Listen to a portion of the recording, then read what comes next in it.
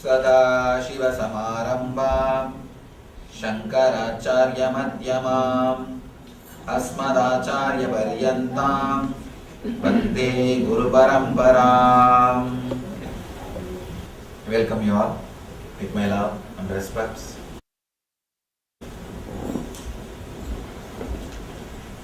I'll express few truths about this Prana Pratishtha. Even though it looks a very simple ceremony, a very profound ceremony,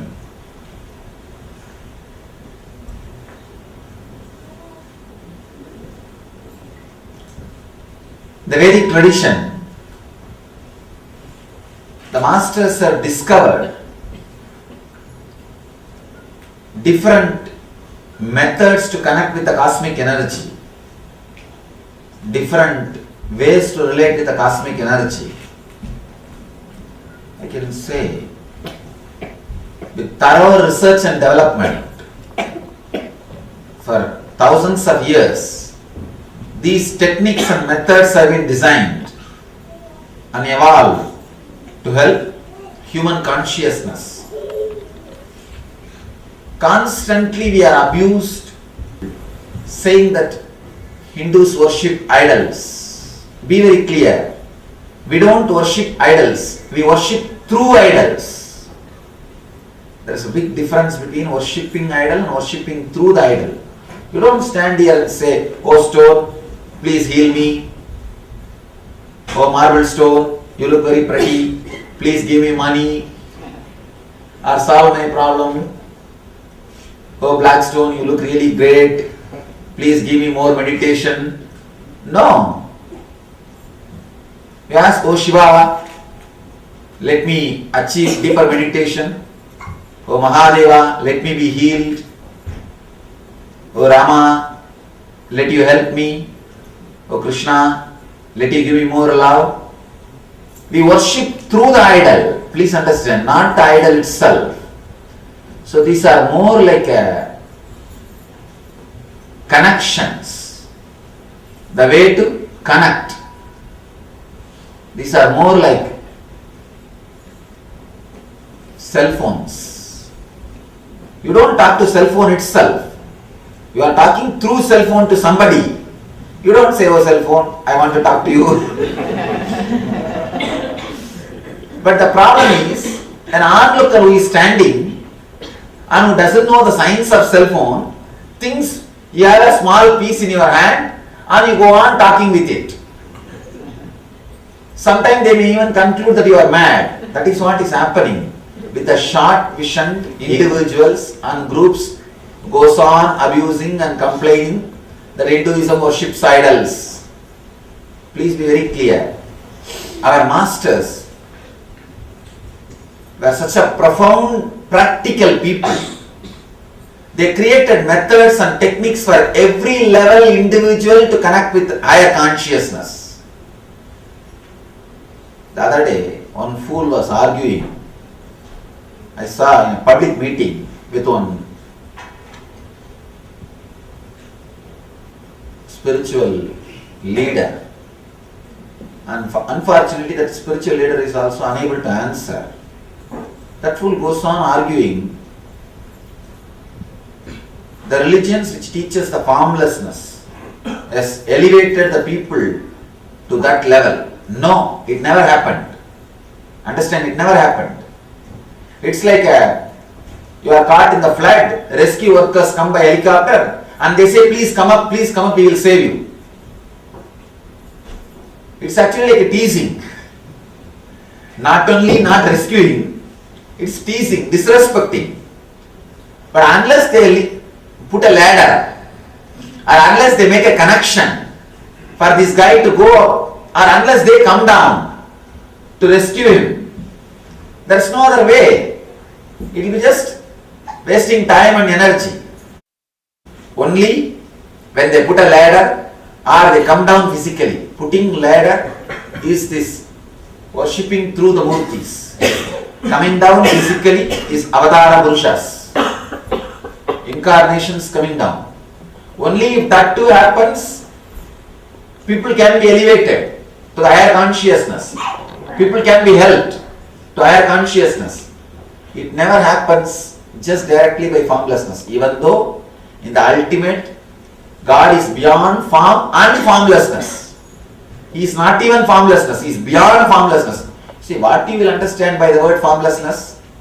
You may visualize a big ocean or open vast sky. That is also one more form. Understand, that is also one more form. So He is beyond form and formlessness. We connect with the divine through these forms. And Aurobindo says very beautifully, Aurobindo is a great master who contributed silently, very silently. He inspired almost all the masters who happened after him. After him, whoever has happened, his influence was there on them. That great master, the amazing thinker, he says very beautifully in his Bible, he wrote his own book called Savitri. All his disciples and his followers consider that book as their Bible. In that Savitri introduction, it has nothing to do with the Bible. I am saying for their tradition, that book was the main book. He wrote a book, Savitri. In the introduction, very beautifully he says, all these divine energies are, all these forms are not only representation of the manifested energies, they are walking in the planet Earth.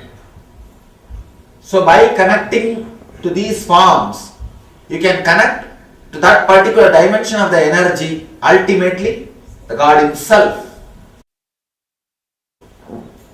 He clears an important doubt, the possibility of connecting with higher consciousness through these forms. He says it is possible. It is possible to experience it very physically, very directly. And I tell you, it is possible. That's the reason I am installing deities and creating temples all over the world. I know what this one temple has contributed to this community. How many hundreds of people constantly remember the higher spiritual ideas, great spiritual ideas. Nothing by small acts like bringing one small flower, bringing one small fruit. And you don't need to do anything big. Just bringing one small flower and standing few minutes in silence. Bringing one fruit and doing one namaskar. Even small acts. I know how people feel connected. The flower or fruit has no value. It has the value of your feeling. It can awaken the feeling in you, the sensitivity in you, and in thousand other ways, it inspires you to follow the great teachings. See, when you are worshipping Krishna, naturally you will be inspired to follow Gita. When you are worshipping Shiva, naturally you will be inspired to follow Shiva Sutras.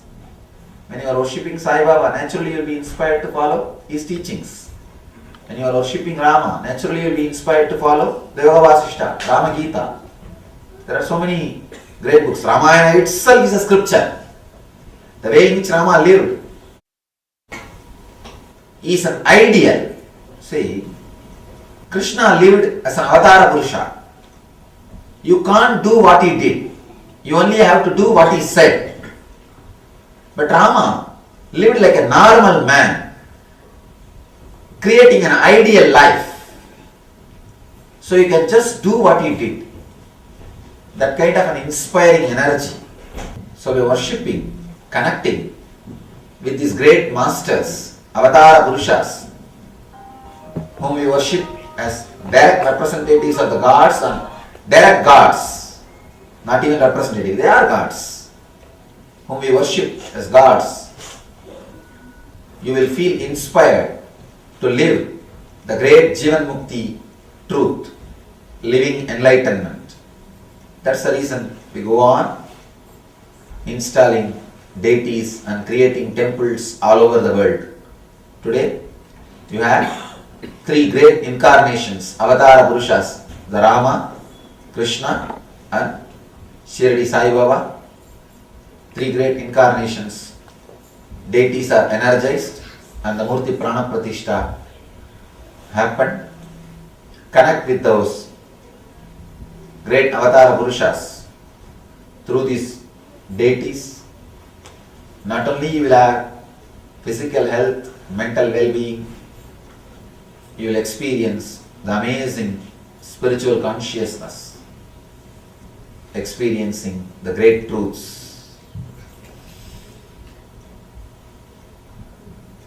There are the three different incarnations who came down at three different times. Rama came in one yuga, Krishna came the other yuga, and Sai Baba came in different yuga. Different yuga, the different masters come down to guide and help the seekers and to protect the Sanatana Dharma, preserve the Vedic tradition.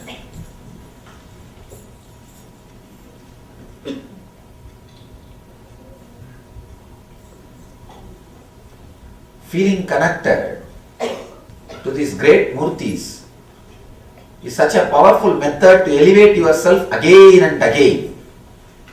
Very powerful method to elevate yourself again and again. When you don't have a chance to live around as enlightened master physically, when you don't get the possibility of physical proximity, physical nearness continuously, the murtis are powerful help. They help you very powerfully to connect with the higher consciousness. All of you are fortunate that you have respect and feeling connection towards these deities and the higher consciousness. I bless you all. Let you all experience the higher consciousness and live Jivan Mukti. I bless you all. Let you all achieve and radiate Jivan Mukti, living enlightenment. Let you all experience and radiate the eternal bliss, Nityananda. Thank you.